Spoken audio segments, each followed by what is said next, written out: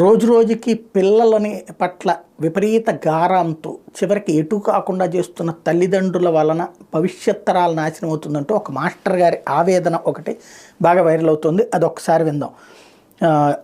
నా పేరు ఎన్ఎస్ఎన్ రెడ్డి. నేను కరీంనగర్ జిల్లాలోని ప్రభుత్వ పాఠశాల ఉపాధ్యాయుని. తల్లిదండ్రులకు చేతులు జోడించి నమస్కరించి చేసుకుంటున్న విన్నపం ఏమనగా, క్రమశిక్షణకు మారుపేరుగా ఉండే పాఠశాలలో విద్యార్థుల హెయిర్ స్టైల్పై, వారి నడవడికపై ఎన్నిసార్లు హెచ్చరించిన వారి ప్రవర్తన మార్పు రావడం లేదు.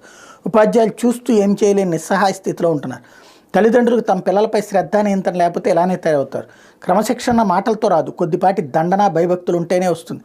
పిల్లలకి బడిలో భయం లేదు, ఇంట్లో భయం లేదు. అందుచేతనే సమాజం ఈరోజు భయభ్రాంతులకు గురవుతోంది. వాళ్లే ఈ రోజుల్లో రౌడీల్లా తిరుగుతున్నారు. ఇక్కడే గురువుని గౌరవించని సమాజం వినాశకాలానికి గురవుతుంది. ఇది నిజం. గురువు అంటే భయం లేదు, మరియు గౌరవం లేదు. ఇక చదువు సంస్కారం ఎట్లా వస్తుంది? కొట్టద్దు, తిట్టద్దు, బడికి రాని వాడిని ఎందుకు రావట్లేవు అని అడగద్దు. చదవాలని, హోంవర్క్ అని కొట్టినా తిట్టినా టీచర్లదే తప్పు. 5వ తరగతి నుండే కటింగ్ స్టైలు, చినిగిన జీన్స్ గోడల మీద కూర్చోవడం, వెళ్ళేవాళ్ళని వచ్చేవాళ్ళని కామెంట్ చేయడం, అరే సార్ వస్తున్నారా అని అంటే వస్తే రాని అనే పరిస్థితి. దరిద్రం ఏంటంటే కొంతమంది తల్లిదండ్రులే మావాడు చదవకున్నా ఏం కాదు, మా వాడిని మాత్రం కొట్టద్దు అంటున్నారు. ఇంకొక విషయం ఏంటంటే, ఎవరు బాబు నీకు కటింగ్ చేయించిందంటే మా నాన్న సార్ అంటున్నారు. పెన్ను ఉంటే పుస్తకం ఉండదు, పుస్తకం ఉంటే పెన్ను ఉండదు. కొనరు, తెచ్చుకోరు. భయం ఉండాలని 2 దెబ్బలు వేద్దామంటే ఎట్టించి పోయి ఎటొస్తుందో అని భయం. ఇవన్నీ చూస్తుంటే పిల్లలకంటే సార్లకే భయం ఎక్కువగా ఉంది. కొట్టకుండా, తిట్టకుండా, భయం లేకుండా చదువు వస్తుందా? భయం లేని కోడి బజార్లో గుడ్డు పెట్టిందట. అలానే ఉంది నేటి పిల్లల వ్యవహారం. స్కూల్లో తప్పు చేసినా కొట్టకూడదు, తిట్టకూడదు, కనీసం మందలించకూడదు, ప్రేమతో చెప్పాలట. ఇది ఎలా సాధ్యం? మరి సమాజం ఎందుకు అలా చేయదు? మొదటి తప్పే కదా అని ఊరుకుంటుందా?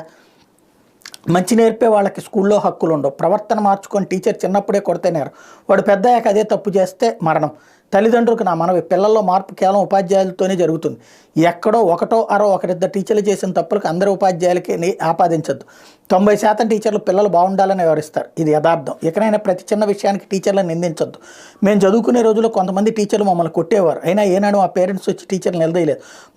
బాగు కోసమే అనుకునేవారు. ముందుగా తల్లిదండ్రులు టీచర్ అంటే గౌరవం, భయం ఉండేటట్లు పిల్లలకు మానసిక తర్ఫీదు ఇవ్వాలని మనవి. తల్లిదండ్రులు ఒక్కసారిగా మా పిల్లల భవిష్యత్తుపై ఆలోచించండి.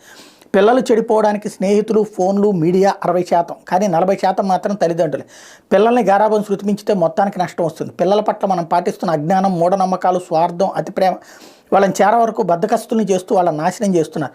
ఇప్పటి తరం 70% పిల్లలు తల్లిదండ్రులు కారు. బండి శుభ్రం అంటే తొడవరు. మంచినీళ్లు, పాలు, కిరాణా సరుకుల కోసం బయటకు వెళ్ళమంటే వెళ్ళరు. లంచ్ బ్యాగులు, స్కూల్ బ్యాగులు శుభ్రం చేసుకోరు. కనీసం ఇంటి దగ్గర చిన్న చిన్న పనుల్లో సహాయం చేయరు. రాత్రి 10 గంటల్లోపు పడుకుని ఉదయం 6 లేదా 7 గంటలలోపు నిద్ర లేవరు. గట్టిగా మాట్లాడితే ఎదురు తిరగబడి సమాధానం చెప్తుంటారు. తిడితే వస్తువులు విసిరి కొడతారు. ఎప్పుడైనా దాచుకోమని డబ్బులు ఇస్తే మనకు తెలియకుండా ice creams, cool drinks, noodles, ఫ్రెండ్స్కి పార్టీలు, ఫ్రెండ్స్ కోసం గిఫ్ట్లు కొనుగోలు చేస్తున్నారు. మైనర్ పిల్లలకు బైకులు ఇవ్వడం, వారి యాక్సిడెంట్లకు చేయడం, కేసుల్లో ఇరుక్కోవడం. ఆడపిల్లలు అయితే తిన్న కంచం కూడా కడగడం లేదు. ఇల్లు ఓడ్చమంటే కోపాలు వచ్చేస్తున్నాయి. అతిథులు వస్తే కనీసం గ్లాసులు మంచినీళ్ళు ఇవ్వాలన్న ఆలోచన లేని అమ్మాయిలు కూడా ఉన్నారు. 20 సంవత్సరాలు దాటినా చాలామంది ఆడపిల్లలకు వంట చేయడం రాదు.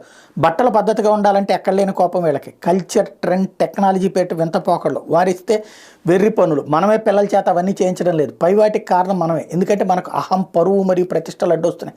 చూసే వాళ్ళకు మనం మంచి హోదాలో ఉండాలి, రిచ్ లుక్, స్టేటస్ మెయింటైన్ చేయాలనే భ్రమలో ఉన్నాం. గరాబంతో పెరిగిన వాళ్ళు మధ్యలో మారమంటే మారడం అస్సలు జరగదు. వారిని కష్టపెట్టమని కాదు ఇక్కడ చెప్పేది, కష్టం గురించి తెలిసేలా పెంచండి. కష్టం, డబ్బు, సమయం, ఆరోగ్యం విలువ తెలియకపోతే వారికి జీవితం విలువ తెలియదు. ప్రేమతో గారాబంగా మనం చేస్తున్న తప్పుల వలన కొందరు యువత 15 ఏళ్లకే ప్రేమ, దోమ అంటాం, సిగరెట్స్, మందు, బెట్టింగ్, డ్రగ్స్, దొంగతనాలు, రేపులు, హత్యలు చేస్తున్నారు. మరి కొంతమంది సోమరిపోతులా తయారవుతున్నారు. అభినయాలు కనబడడం లేదు, అనుకోగా ఉండటం రాదు, సంస్కృతి సంప్రదాయాలు పట్టించుకోవడం లేదు. ఇలాగే ఉంటే కొంతకాలానికి తల్లిదండ్రులు గౌరవించే పద్ధతి కూడా లేకుండా పైన ఆశ్చర్యపోవాల్సిన అవసరం లేదు. భార్యకు వంట వండడం సరిగా రాదే నేటి యువత బిర్యానీలు, కర్రీ పాయింట్లు వెంటపడుతూ చిన్న వయసులోని gastric ulcer, gall bladder stones, kidney స్టోన్లు బారిన పడుతున్నారు.